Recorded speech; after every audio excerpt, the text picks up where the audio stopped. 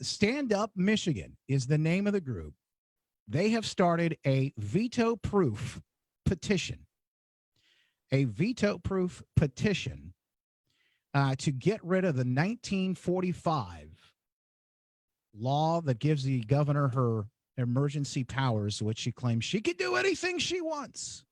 And believe it or not, there are some folks who are not exactly happy with the governor through this pandemic process, and one of them is on the line with us right now. Garrett Soldano's joining us. Stand Up Michigan. Garrett, appreciate you being here with us today. Appreciate you as always, Justin, for giving us a platform to allow our voices to be heard. Absolutely. Well, let's talk a little bit about what's going on and what you're seeing as far as the voices that are coming back. People are standing up and saying, I don't really like where exactly we're headed right now. I don't like where we are in the state of Michigan. I want to see some change. What are those things that you're hearing from people? And then we're going to get into this petition too, because I know people are interested and they may want to sign it. But what were some of the things that you heard from the beginning of this whole thing? I think people just need hope.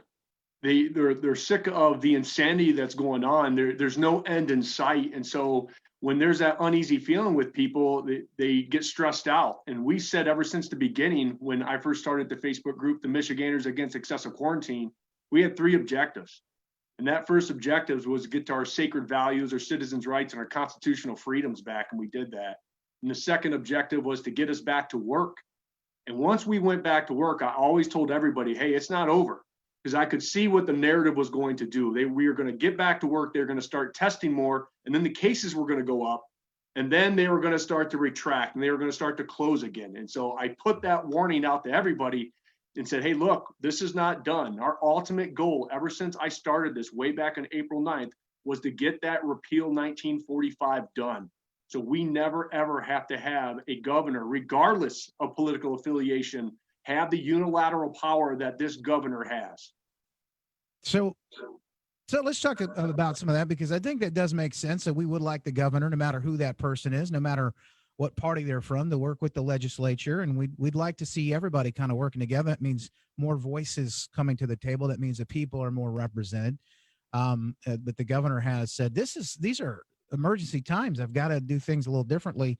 And of course, we've seen a lot of her decisions come into question, and some questions even about who these rules apply to. Do they apply only to the citizenry and not to certain special individuals like the governor and her husband in the case of the boat situation that we continue to hear about? So there are questions, and I think there are fair questions to be asked, but now you've moved forward with this petition. So let's talk about this. Is a veto-proof petition. In other words, this is going to be circulated. People will sign this thing, and then individuals will decide what they want. Sign this thing, and then it'll go to the legislature. If the legislature approves this thing, it would take that law off the books, as I understand it, and it would unlock Michigan. Correct. That is 100% right. So there's a lot of other petitions right now. And we support all these petitions that's hitting this governor on all fronts right now because of what she has done. And people are tired of it. So there's a lot of confusion out there. It's like, I signed a petition last week. What was that? The Repeal 1945 will not go on a ballot. The other petitions will. So we have petitions to basically recall the governor. We have the constitutional amendment petition. And those petitions, once they get the signatures, they're going to go on the ballot for the popular vote. And to me, that's a little risky because we don't know where the popular vote's going to be. So we can do all this work, get it on the ballot, and then it could be shot down by the popular vote. That's where the Repeal 1945 law is different. This does not go on the ballot. This is what we can do over the next 60 days to get something done, to get action done. And what this will do is this will go in front of legislators. And you got to imagine the legislators, and I don't care if you're Republican, Democrat, Libertarian, Independent right now, they have to be upset. Because basically what the governor did yesterday, she came out, I think in the Detroit Free Press, and said it's irresponsible to take her powers away during times of pandemic. If that's tyranny 101, then I don't know what is. Because that is basically what she said is the elected officials, the House and the Senate, they are not responsible enough to come up with the correct decisions on how to deal with this pandemic. And our checks and balances in our government is there for this very reason. And so that's the only thing right now that's given her power is this 1945 law, which was done because of World War II. So it's an old law, and we live in a different world than we did way back then. I think we can all agree with that. But as she continues to make these decisions and these unilateral moves, and she uses this blanket approach across the entire state of Michigan, I think people are just fed up, and we want change, and they want it now. And this petition that we're starting this week gives the power to we the people, because the solutions have to come from who? We the people, not a unilateral dictator. So it sounds like you're asking, we want a seat at the table. We want to have a role in this, play a role in this conversation here. I think that sounds pretty good to most people, Garrett. I think as we talk with Garrett Soldano here at Stand Up Michigan and the new group Unlock Michigan, talking about how they would like to change things here moving forward with this petition. It's veto proof. It would get rid of the governor's power and any future governor at some point to make these decisions solely because we're in a state of emergency that could last forever and ever and ever and ongoing. When does that stop? And so what do you say though, Garrett? Somebody might listen to this and say, I understand what you're trying to do, but I feel like I don't want to limit the governor or their ability to respond in a situation. I'm sure you're hearing things like that. Absolutely. And there's some people out there that truly believe that the governor saved their life.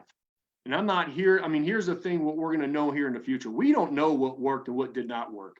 This is all new territory for everybody. This is going to be analyzed over the next several years to see, okay, this is exactly what we need to do. This is what worked, what didn't work.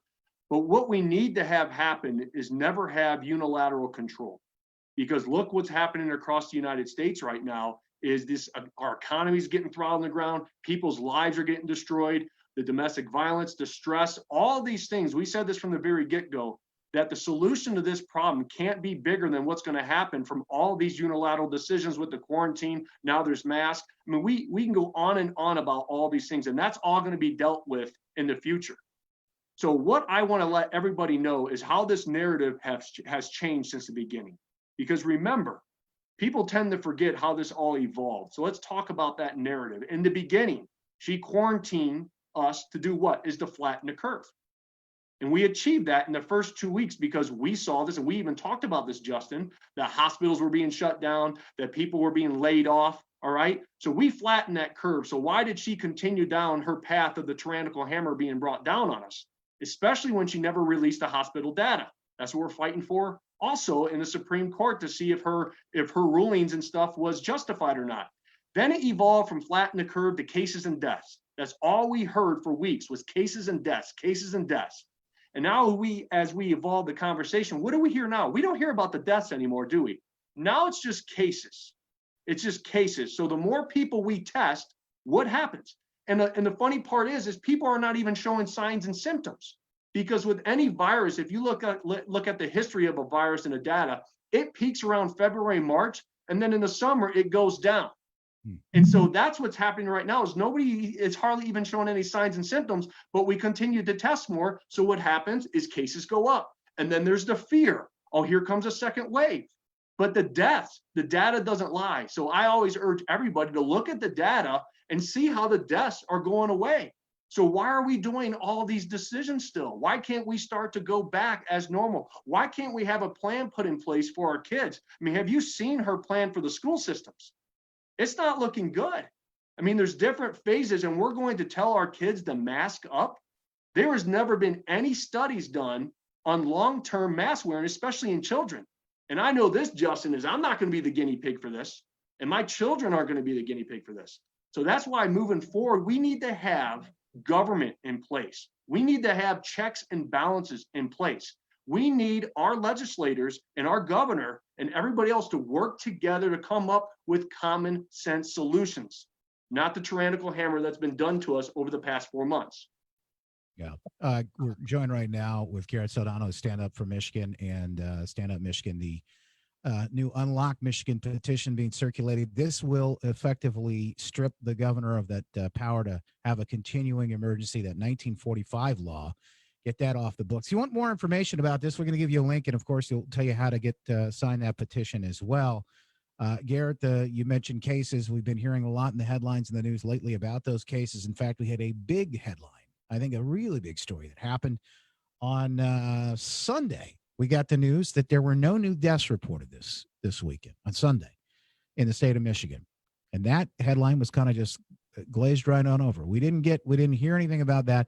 You would think that would be great news. We would be celebrating the hard work and the efforts of folks who have come together in the state of Michigan to make some. But what we're hearing more and more about is wanting to close more things down, bars and things like that. It's got a lot of people scratching their head, and I know that's why your movement is really taking root. Where can people sign this, and where can they go if they want to get more information?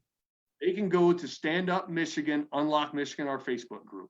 Okay. And in that Facebook group, there's going to be all the links that you need to get activated, to sign the petition. If you want to be a captain, if you want to be a circulator, and we truly believe that we can get this done in the next 60 days. We have the power of the movement. And just like you said, Justin, she continues to give us golden nuggets with her decision-making process because it doesn't make any sense. Here we go again.